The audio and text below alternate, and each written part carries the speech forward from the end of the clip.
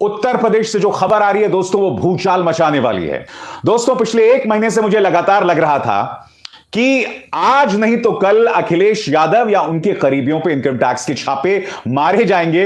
और जैसा कि मैं और अन्य कई पत्रकार ये भविष्यवाणी कर रहे थे कि अखिलेश यादव के यहां पर इनकम टैक्स के छापे लगेंगे, ऐसा ही हो गया है। दोस्तों, मैं पहले आपको समझाना चाहूंगा कि इनकम टैक्स के छापे पड़े क्यों हैं। पिछले कुछ दिनों के घटनाक्रम पर आप निगाह डालिए। कल अमित शाह की रैली थी जिसमें योगी आदित्यनाथ उनके साथ थे। दोस्तों, उस सभा में 5,000 लोग भी नहीं जुटे, और जो लोग जुटे वहां पर जो लोग जुटे वो लोग आरक्षण की मांग कर रहे थे।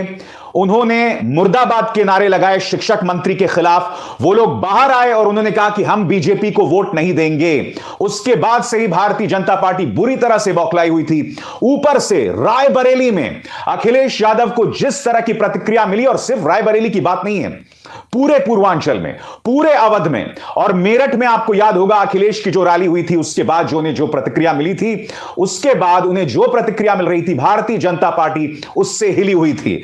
बड़ी खबर यह कि उनके घर इनकम टैक्स के छापे पड़े हैं। उन तमाम लोगों के नाम लेने वाला हूं जिनके खिलाफ इनकम टैक्स के छापे पड़ रहे हैं।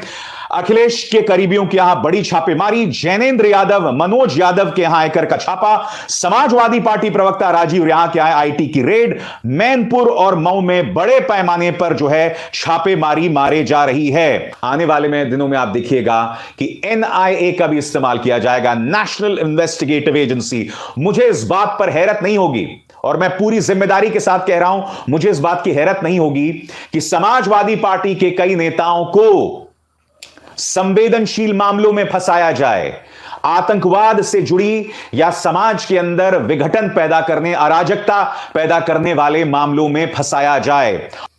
मगर जैसे मैंने कहा ना दोस्तों, अभी तो खेला शुरू हुआ है, और समाजवादी पार्टी का नारा भी है, खदेड़ा होइबे। 2 महीने में पता चल जाएगा किसका खदेड़ा होना है, योगी आदित्यनाथ का या अखिलेश यादव का, क्योंकि दावेदार यही 2 हैं दोस्तों, इसके अलावा कोई दावेदार नहीं है। मगर अगले 2 महीनों में उत्तर प्रदेश के चुनाव बहुत ज्यादा दिलचस्प, बहुत गंभीर, और मुझे डर इस बात का है कि हिंसक भी हो सकते हैं। ये नाने इतना बकचोद हूं सर। दूसरे नंबर का झूठा अगर कोई है तो उसका नाम है योगी आदित्यनाथ जी। दुनिया में अगर झूठ बोला वाला कोई नेता 1 नंबर, तो वो नेता का नाम है नरेंद्र मोदी जी। ये बड़ी अच्छी बात कही आप।